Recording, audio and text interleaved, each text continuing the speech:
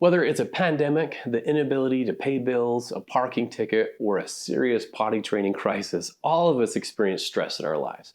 Hey there, I'm Dr. Dave, and today's Thrive in 5 is all about types of stress and where we can turn for help when things feel overwhelming.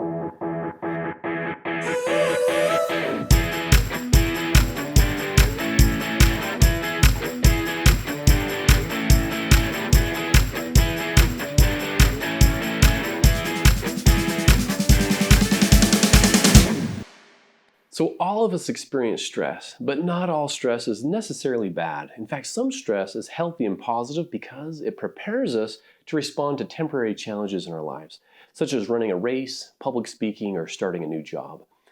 When these things happen, the stress response in our body and brain turns on while we need it and then quickly returns back to our normal baseline.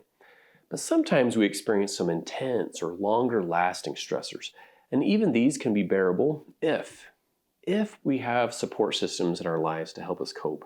I call this tolerable stress. This could include losing your job or even a death of a family member. Both can be awful situations. But if there are supportive buffers, such as family members, friends, or a faith community, it helps to ease the stress. So we can experience positive stress and tolerable stress. And there's a third type of stress called toxic stress.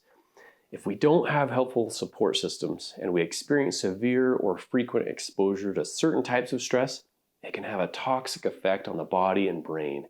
These adverse experiences include things like witnessing domestic violence in the home, chronic neglect, physical, emotional, or sexual abuse, divorce, an incarcerated parent or close relative, substance abuse, and mental health struggles. Experiencing or witnessing these types of traumatic and toxic situations can have harmful effects on our brains, bodies, and even our genes that can pass on to our children, meaning the way our bodies respond to stress can actually be passed from one generation to the next through our genes. Whew. So is there anything we can do? Thank goodness the answer is yes. Resilience is possible.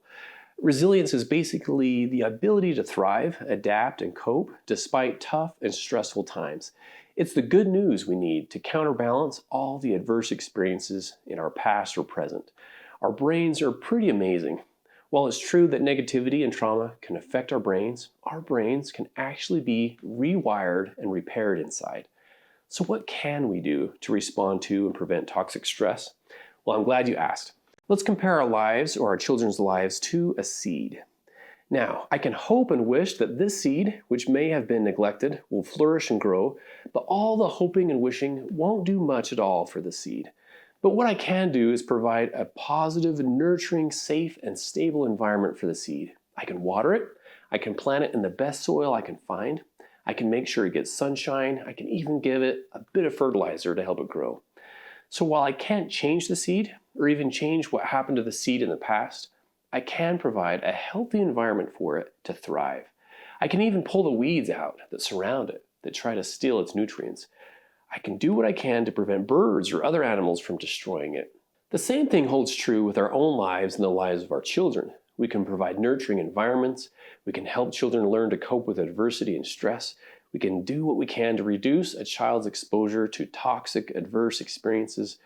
We can discover, use, and focus on our personal strengths. We can fill our lives with positive emotions, gratitude, kindness, optimism, hope, mindfulness, and even forgiveness. We can also reach out to others who specialize in gardening and growing seeds.